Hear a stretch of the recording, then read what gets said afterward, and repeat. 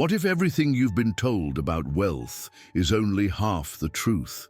What if the secret to multiplying your money has been in front of you all along, hidden in the very pages of the Bible?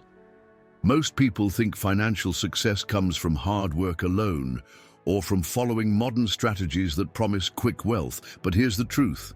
There's a deeper spiritual foundation to wealth that many overlook. And the reality is, God's wisdom is the ultimate key to financial abundance. The problem is that most people are trapped. They feel stuck in a cycle of working harder yet never getting ahead. They believe money is evil, or that seeking financial prosperity contradicts faith. And because of this, they unknowingly reject the very principles that God set in place to bless them. But here's the real question. What if you've been approaching money the wrong way all along? God never intended for his people to live in lack. The Bible is filled with divine principles that guide us toward true wealth, not just in money, but in purpose, freedom, and impact.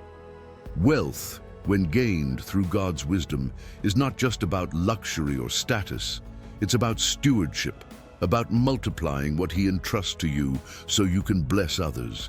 And today, you're about to discover 5 biblical principles that can multiply your finances and break the barriers that have been holding you back. This isn't just theory. This is biblical truth, timeless, proven, and designed to work for those who apply it with faith and action.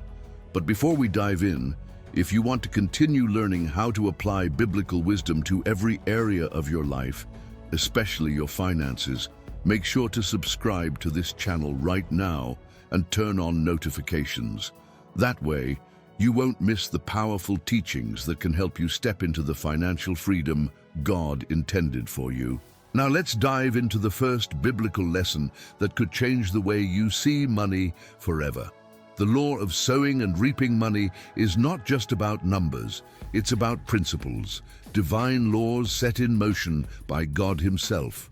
And one of the most powerful financial principles in the Bible is the law of sowing and reaping. This principle is simple yet profound. Whatever a man sows, that he will also reap. Galatians 6:7. Think about it. No farmer expects to reap a harvest without first planting seeds, yet many people expect financial blessings without planting anything. They live with a mindset of lack, hoarding what little they have, afraid to let it go. But this is the very reason they remain stuck. God's system doesn't work like the world's system. In the world, people believe that the more they hold on to, the richer they become. But in God's economy, the blessing is in the giving. When you sow, you create a cycle of increase. Look at King Solomon, the wealthiest man in biblical history. He understood this principle well. In Proverbs 11:24-25, he said, "One gives freely, yet grows all the richer. Another withholds what he should give, and only suffers want. Whoever brings blessing will be enriched, and one who waters will himself be watered." Notice the paradox? Giving leads to receiving. Hoarding leads to lack. This doesn't mean recklessly giving everything away without wisdom. It means understanding that money is a tool, not a master. It is something to be planted, stewarded, and multiplied for the glory of God and the benefit of others. But what kind of seeds should you be sowing? Sowing in wisdom, learning how to manage finances with biblical principles, not worldly impulses. Sowing in generosity, giving to those in need, supporting God's work, and practicing generosity as a lifestyle. Sowing in skill and effort, investing in yourself, your knowledge, and your abilities to create greater value. When a farmer sows wheat, he doesn't expect to harvest apples. The same is true for finances. If you sow laziness, you reap poverty. If you sow dishonesty, you reap destruction. But if you sow faithfulness and diligence, you reap abundance. This is why some people struggle financially. It's not because God doesn't want to bless them. It's because they are sowing the wrong seeds: fear, greed, doubt, or poor financial decisions. Jesus himself illustrated this principle in Luke 6:38, saying, "Give, and it will be given to you. A good measure, pressed down, shaken together, and running over, will be poured into your lap. For with the measure you use, it will be measured to you. This is not just a spiritual truth, it's a financial reality. The way you handle money today determines what you will experience tomorrow. So here's the real question. What are you sowing right now? Are your actions leading you toward financial multiplication or financial limitation? Leave a comment below with the word multiplication if you're ready to start sowing the right seeds. I'll be reading and giving a heart to every comment. Now let's move to the next lesson, one that will completely shift the way you see money and wealth. The importance of financial stewardship. Most people think money is theirs to do with as they please, but the truth is, you don't own your money. God does. Everything you have, every dollar you earn, and every resource you manage belongs to Him. You are simply a steward, entrusted with what He has placed in your hands. The Bible makes this clear in Psalm 24:1. The earth is the Lord's, and everything in it, the world, and all who live in it. This changes everything. Because when you understand that money is not yours but God's, you begin to treat it differently. Instead of wasting it on meaningless luxuries, you start managing it with wisdom. Instead of hoarding it out of fear, you invest it with purpose. Instead of chasing wealth for selfish gain, you use it as a tool for impact. Jesus reinforced this principle in Luke 16:10-11, saying, "Whoever can be trusted with very little can also be trusted with much, and whoever is dishonest with very little will also be dishonest with much." So if you have not been trustworthy in handling worldly wealth, who will trust you with true riches? This is a divine test. God is watching how you handle what you have right now. If you are careless with the little, how can He trust you with more? But if you are faithful, diligent, and wise, He can open doors for increase. This is why some people struggle financially, not because they lack opportunity, but because they mismanage what they already have. Think about this. If you are constantly in debt, are you stewarding your money well? If you spend more than you earn, are you being faithful with what God has given you? If you never invest in learning, growth, or opportunities, are you preparing yourself for more? Financial stewardship is about discipline, wisdom, and responsibility. It's about budgeting, saving, and making strategic decisions that honor God. The story of Joseph in Egypt is a perfect example. When Pharaoh had a dream about an upcoming famine, Joseph, guided by God's wisdom, implemented a strategy. During the years of plenty, he saved and prepared. When the famine came, Egypt was not only secure, but also in a position to bless others. Imagine if Joseph had been reckless. Imagine if he had squandered Egypt's resources instead of stewarding them wisely. The nation would have collapsed. The same principle applies to you. If you manage your resources well, you won't just survive, you will thrive. This is not about greed, it's about responsibility. God blesses those who prove they can be trusted with His wealth. So let me ask you, are you managing your money in a way that aligns with God's principles? Or are you just hoping for more without being faithful with what you have? Because if you want God to multiply your finances, you must first prove that you can steward them well. And that leads us to the next powerful lesson, one that separates those who struggle from those who build lasting wealth. The power of vision and purpose. Why do you want more money? Most people chase wealth blindly. They want more but don't know why. They see others living in luxury and think, if I just had more money, I'd be happy. But that's a dangerous mindset, because money without vision leads to destruction. The Bible says in Proverbs 29:18, where there is no vision, the people perish. Think about it. How many people win the lottery only to end up broke a few years later? How many celebrities make millions, yet fall into financial ruin? It's not a lack of money that destroys them, it's a lack of vision. God never gives wealth without purpose. When he blessed Solomon with unmatched riches, it wasn't so Solomon could chase luxury and indulgence. It was so he could lead a nation with wisdom. When he prospered Joseph, it wasn't just for Joseph's benefit. It was to save countless lives during the famine. The question is, why should God bless you? If your only desire for money is to satisfy yourself, you are not aligned with God's purpose. But if your vision is to be a good steward, to bless others, to expand his kingdom, and to create lasting impact, then you are positioned for multiplication. Money is a tool, not a goal. The world tells you to chase riches for personal gain. But God's system is different. He blesses those who seek first his kingdom, Matthew 6:33. That means your finances must be rooted in faith, love, and divine purpose. If you lack vision, money will control you. But if you have a clear vision, you will control money. Think about successful businesses and leaders. The most impactful people are those who don't just chase wealth, but have a clear mission behind what they do. Whether it's helping communities, creating opportunities, or building something that lasts, they operate with a purpose bigger than themselves. Now ask yourself, if God blessed you financially, how would you use it? Are you thinking beyond just yourself, or are you seeking to be a channel of blessing? Do you have a clear strategy for how you would multiply and steward what he gives you? God does not give wealth randomly. He entrusts it to those who align with his plans. So before you ask for more money, ask yourself, what is my vision? What will I do with it? Because in the next lesson, we'll dive into one of the greatest tests of financial success, one that determines whether you will sustain wealth or lose it all. The discipline of patience and smart work. Most people want instant wealth.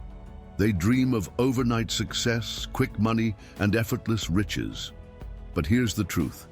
God's way to financial growth is not overnight. It's through process, wisdom, and patience. The Bible is clear. Wealth gained hastily will dwindle, but whoever gathers little by little will increase it. Proverbs 13:11. This goes against everything the world teaches. Society promotes get-rich-quick schemes, promises of instant success, and shortcuts that seem easy but lead to destruction. But God's system is different. He blesses those who are patient, faithful, and willing to build wealth the right way. Look at Joseph. He didn't wake up one day as the ruler of Egypt. He endured years of hardship, slavery, and false accusations. But during that time, he was learning, growing, and preparing. When his moment came, he was ready. David was anointed as king when he was young, but he didn't sit on the throne immediately. He had to go through battles, trials, and preparation before stepping into his destiny. And what about you? If you received a massive financial blessing today, would you be prepared to handle it? Would you know how to steward it wisely, invest it smartly, and use it for a greater purpose? Or would it slip through your fingers like it does for so many?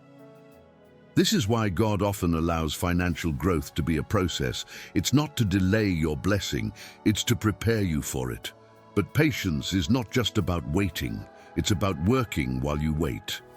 There is a difference between working hard and working smart. Many people think that struggling and grinding endlessly is the only way to wealth. But the Bible teaches something different. Diligence leads to abundance. The hand of the diligent will rule, while the slothful will be put to forced labor.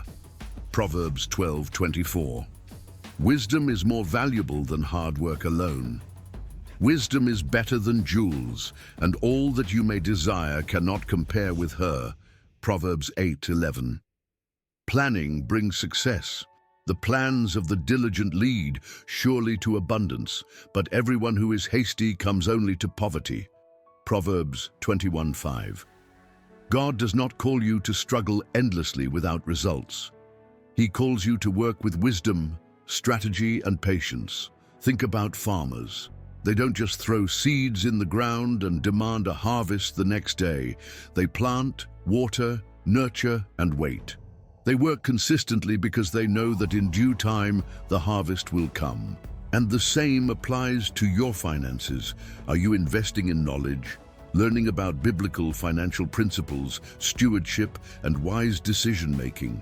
Are you making intentional financial choices, avoiding wasteful spending and seeking long-term growth? Are you faithful in small things, handling your current resources with excellence so that God can trust you with more?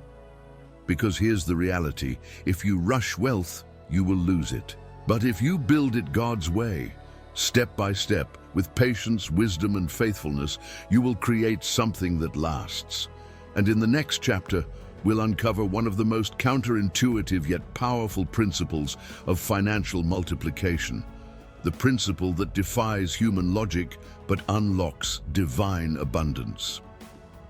Generosity multiplies wealth. This may be the most counterintuitive lesson about money. The world tells you to hold on to what you have, protect your wealth, and focus on keeping as much as possible. But God's principles say the opposite. The more you give, the more you receive. Proverbs 11:25 says, "A generous person will prosper. Whoever refreshes others will be refreshed." This is one of the greatest financial secrets in the Bible. Money flows where there is generosity. Those who give with a pure heart, out of love and trust in God, always find themselves blessed in ways they never expected. But why does generosity lead to abundance? Because giving breaks the spirit of greed and scarcity. When you give, you are declaring that money is not your master, God is. You are putting your trust in Him rather than in wealth. Jesus said in Luke 6:38, "Give, and it will be given to you. A good measure, pressed down, shaken together and running over, will be poured into your lap. For with the measure you use, it will be measured to you." God is watching how you handle what He has given you. Are you using it selfishly, or are you blessing others? Are you hoarding, or are you sowing into His kingdom? Generosity is not about losing, it's about multiplying. Look at the story of the widow in 1 Kings 17. She had only a little flour and oil left, just enough for one last meal before she and her son would starve. But when Elijah, a man of God, asked her to share, she obeyed. And what happened? Her oil never ran out, her flour never emptied, and she experienced supernatural provision. This is how God operates. He multiplies what we release. But generosity is not just about money. It's about having a heart that seeks to bless others. Are you generous with your time, helping those in need? Are you generous with your skills, using your talents to serve? Are you generous with your wealth, investing in people, ministries, and causes that make an eternal impact? People who live with open hands instead of closed fists always receive more. Why? Because God can trust them with more. He knows they won't just keep wealth for themselves, but will use it for His purpose. And this is where your financial breakthrough begins. When you stop seeing money as something to own and start seeing it as something to steward. If this message has spoken to you, share it with someone who needs to hear it. Because the world needs more people who understand that true prosperity comes from giving, not just receiving. Now, as we approach the final lesson, there's one last key you need to understand, one that will challenge you to take action and step into a life of divine financial purpose. The decision that changes everything. Now that you've discovered these 5 powerful biblical principles, the question is, what will you do with this knowledge? Because knowing the truth is not enough. Action is what separates those who multiply their wealth from those who stay stuck. You've learned that God's financial system is different from the world's. Sowing and reaping, your financial future depends on the seeds you plant today. Stewardship. You don't own your money. You manage what God has entrusted to you. Vision and purpose. Without a clear mission, wealth becomes meaningless. Patience and smart work. Lasting wealth is built through wisdom, not shortcuts. Generosity. The more you give, the more God multiplies. So now, you have 2 choices. You can walk away, keep living the way you always have, and hope things change. Or you can take action. You can start applying these principles today. You can make the decision to steward your money differently, to have a vision for your finances, and to trust God's process instead of chasing the world's empty promises.